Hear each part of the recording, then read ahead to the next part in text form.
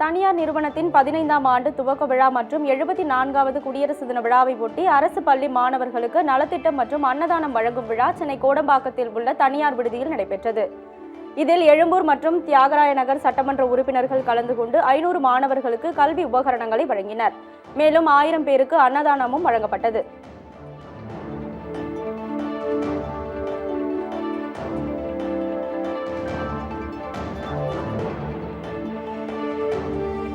திருச்சி மாவட்டம் ஸ்ரீரங்கத்தில் உள்ள அருள்மிகு ரங்கநாதர் கோவிலில் தை தேரோட்டம் நடைபெற்றது.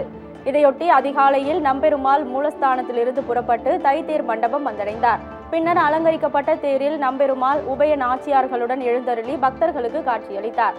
இதில் திரளான பக்தர்கள் கலந்து கொண்டு ரங்க கோவிந்தா முழக்கமிட்டபடி தேரை வடம் பிடித்து இழுத்தனர்.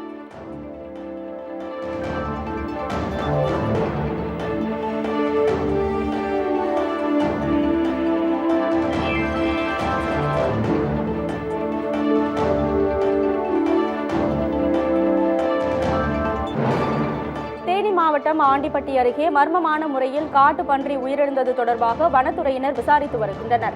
ஆண்டிப்பட்டி தாலுகாவிற்கு உட்பட்ட வருசநாடு மலைப்பகுதியில் காட்டு பன்றி ஒன்று மர்மமான முறையில் இறந்து கிடந்தது. இதுகுறித்து தகவல் அறிந்த வருசநாடு வனத்துறை அதிகாரிகள் சம்பவ இடத்திற்கு சென்று காட்டு பன்றியை பார்வையிட்டனர். பின்னர் கால்நடை மருத்துவர் தலைமையில் உடற்கூராய்வு செய்து அதன் உடலை வனப்பகுதியில் புதைத்தனர். மேலும் பன்றியின் உயிரிழப்பு தொடர்பாக விசாரணை நடத்தி வருகின்றனர்.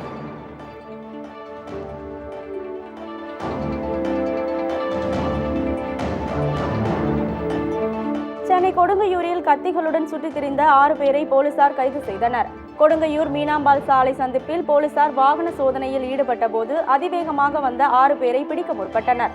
இதில் 3 பேர் போலீசாரிடம் சிக்கிய நிலையில் அவர்களிடம் கத்திகள் இருப்பது தெரியவந்தது. இதையடுத்து மற்ற 3 பேரையும் பிடிக்க போலீசார் துரத்தி சென்றபோது அவர்களுக்கு காயம் ஏற்பட்டது.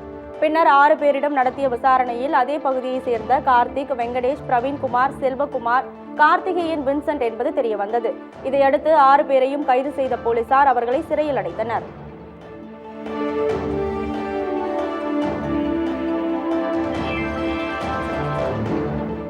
திருச்சி மாவட்டம் சமயபுரம் மாரியம்மன் கோவிலுக்கு முன் நிறுத்தப்படும் வாகனங்களால் பக்தர்கள் அவதியடைந்து வருகின்றனர்.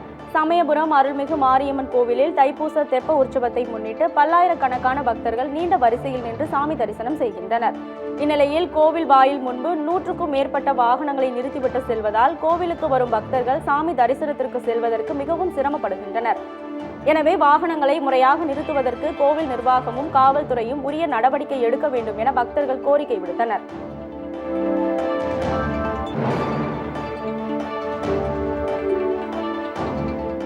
செங்கல்பட்டு மாவட்டம் கல்பாக்கம் சுற்றுவட்டார பகுதிகளில் அரை மணி நேரத்திற்கும் மேலாக கனமழை பெய்தது.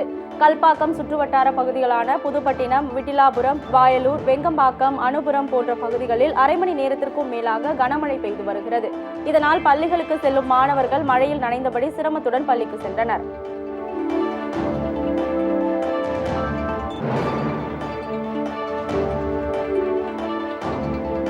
சென்னை மாதவரம் அருகே திருமணம் முடிந்த கையோடு மணமக்கள் ரேக்லா வண்டியில் சென்ற சம்பவம் பார்ப்போரை ஆச்சரியத்தில் ஆழ்த்தியது. வடபெரும்பாக்கம் செட்டிமேடு பகுதியை சேர்ந்தவர் விஜய். இவருக்கும் ரம்யா என்பவருக்கும் பெற்றோர்களால் நிச்சயிக்கப்பட்டு திருமணம் நடைபெற்றது.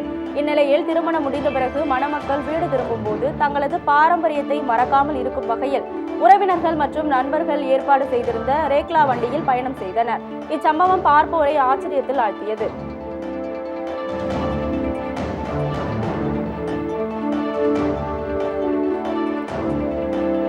கள்ளக்குறிச்சி மாவட்டம் சங்கராபுரம் அருகே குடிநீருடன் கழிவுநீர் கலப்பதால் நோய் தொற்று ஏற்படுவதாக பொதுமக்கள் வேதனை தெரிவித்துள்ளனர். மேலப்பட்டு கிராமத்தில் சுமார் 600க்கும் மேற்பட்ட குடும்பத்தினர் வசித்து வருகின்றனர். இக்கிராமத்தில் வீட்டின் முன்பு உள்ள கழிவுநீர் கால்வாயில் குப்பைகள் மற்றும் பிளாஸ்டிக் கழிவுகள் தேங்கி கழிவுநீர் வெளியே செல்ல வழியின்றி உள்ளது. இந்நிலையில் கழிவுநீர் கால்வாயின் மையப்பகுதியில் இருந்து குடிநீர் இணைப்பு செல்வதால் குடிநீருடன் கழிவுநீர் கலந்து அடிக்கடி உடல்நலக் குறைவு ஏற்படுவதாக பொதுமக்கள் வேதனை தெரிவித்துள்ளனர். எனவே கழிவுநீர் கால்வாயை தூர்வாரி கால்வாயில் மூடி அமைக்க வேண்டும் என அப்பகுதி மக்கள் கோரிக்கை விடுத்துள்ளனர்.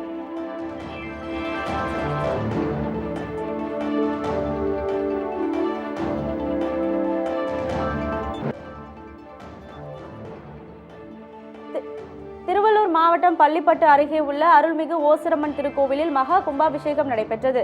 பள்ளிப்பட்டு பகுதியில் உள்ள அருள்மிகு ஸ்ரீ ஓசிரம்மன் ஆலயத்தில் திருப்பணிகள் நிறைவு பெற்று முதல் 3 நாட்கள் மகா கும்பாபிஷேக விழா வெகு விமர்சையாக நடைபெற்றது. இதையொட்டி கோவில் வளாகத்தில் யாக சாலைகள் அமைக்கப்பட்டு சிவாச்சாரியார்கள் ஓமகுண்ட பூஜைகளை செய்தனர். பின்னர் மகா பூர்ணஸ்ரீ பூஜைகளை தொடர்ந்து மேலதாளங்கள் முழங்க புனித நீர் கலசங்கள் புறப்பாடு நடைபெற்று கோபுர கலசத்திற்கு மகா கும்பாபிஷேகம் செய்யப்பட்டது. இதில் ஏராளமானோர் கலந்து கொண்டு அம்மனை வழிபட்டனர்.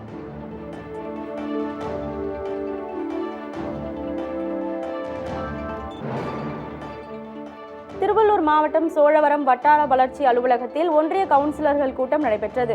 அப்போது அனுமதியின்றி கட்டப்பட்ட தொழிற்சாலைகளில் வழங்கப்பட்ட மின் இணைப்பை துண்டிக்க வேண்டும், மருத்துவ கழிவுகள் அழிஞ்சிவாக்கம் ஊராட்சியில் கொட்டப்படுவதை தடுக்க வேண்டும், இடிக்கப்படும் அரசு பள்ளி கட்டிடங்களை விரைந்து கட்ட வேண்டும் உள்ளிட்ட கோரிக்கைகளை வலியுறுத்தப்பட்டது.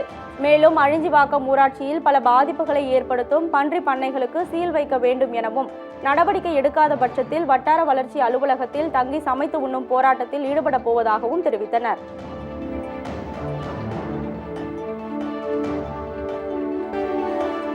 சென்னை ராயபுரம் அருகே தனியார் திருமண மண்டபத்தில் விலை உயர்ந்த கேமராவை திருடிய இருவரை சிசிடிவி காட்சி உதவியுடன் போலீசார் கைது செய்தனர்.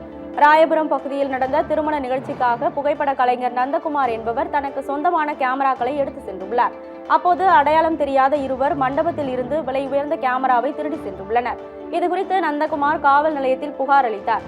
அதன் பேரில் வழக்கு பதிவு செய்த போலீசார் மண்டபத்தின் சிசிடிவி காட்சிகளை ஆய்வு செய்ததில் அவர்கள் யானை கவுனி பகுதியை சேர்ந்த முகேஷ் மற்றும் ஆகாஷ் என்பது தெரியவந்தது. இதையடுத்து இருவரையும் கைது செய்த போலீசார் அவர்களிடமிருந்த கேமராவை பறிமுதல் செய்தனர்.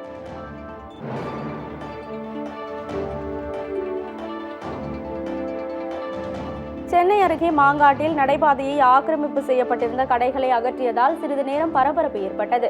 கும்னஞ்சாவடியில் இருந்து குன்றத்தூர் செல்லும் சாலையின் இருபுறங்களிலும் கால்வாய் அமைத்து அதன் மீது பொதுமக்கள் நடந்து செல்ல நடைபாதை அமைக்கப்பட்டுள்ளது. இந்த நடைபாதைகள் முழுவதும் ஆக்கிரமிப்பு செய்யப்பட்டு ஏராளமான கடைகள் அமைக்கப்பட்டிருந்ததால் கடும் போக்குவரத்து நெரிசலும் அடிக்கடி விபத்துகளும் ஏற்பட்டு வந்தது. மேலும் இந்த சாலையோர கடைகளால் வாடகை எடுத்து வியாபாரம் செய்யும் வியாபாரிகள் பெரிதும் பாதிக்கப்படுவதாக கூறி வியாபாரிகள் நலசங்க தலைவர் கந்தன் தலைமையில் நகராட்சி மற்றும் நெடுஞ்சாலைத்துறையினருக்கு போலீசார் கடிதம் அனுப்பினர். அதன் பேரில் பொதுமக்களுக்கு இடையூறாக நடைபாதையை ஆக்கிரமிப்பு செய்யப்பட்டிருந்த 50க்கும் மேற்பட்ட கடைகளை நகராட்சி அதிகாரிகள் அகற்றினார்கள். மாங்காடு நகரமன்ற தலைவர் சுமதி முருகன், நகராட்சி ஆணையர் சுமா உடன் இருந்தனர்.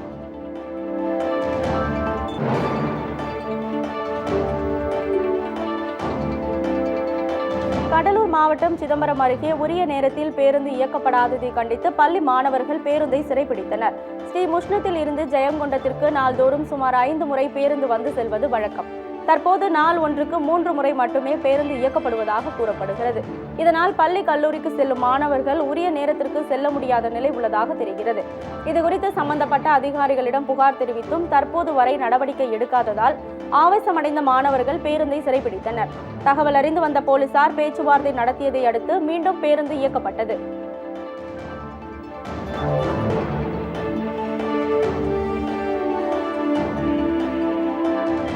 திருப்பத்தூர் மாவட்டம் கந்திலி அருகே நடந்த பள்ளி கட்டிட அடிக்கல் நாட்டு விழாவில் மாணவர்கள் அடிக்கல் நாட்டிய சம்பவம் நெகிழ்ச்சியை ஏற்படுத்தியது.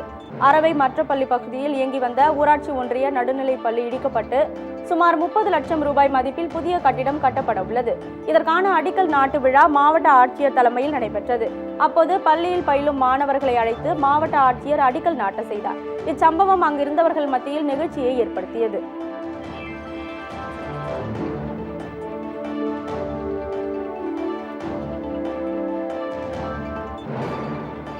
விழுப்புரம் மாவட்டம் மேல்மலையனூர் அங்காளம்மன் ஆலய உண்டியலில் 94,26,780 ரூபாய் காணிக்கையாக கிடைக்கப்பெற்றது. மேல்மலையனூர் ஸ்ரீ அங்காள பரமேஸ்வரி ஆலயத்தில் உண்டியல் காணிக்கை எனும் பணி நடைபெற்று வருகிறது. கோவில் உதவி ஆணையர் ஜீவானந்தம் மற்றும் அறங்காவலர் குழு தலைவர் சந்தானம் ஆகியோர் முன்னிலையில் நடைபெற்ற இந்த பணியில் 100க்கும் மேற்பட்டோர் ஈடுபட்டனர். அப்போது 94,26,780 ரொக்கம், 221 கிராம் தங்கம், 953 கிராம் வெள்ளி ஆகியவை கிடைக்கப்பெற்றன.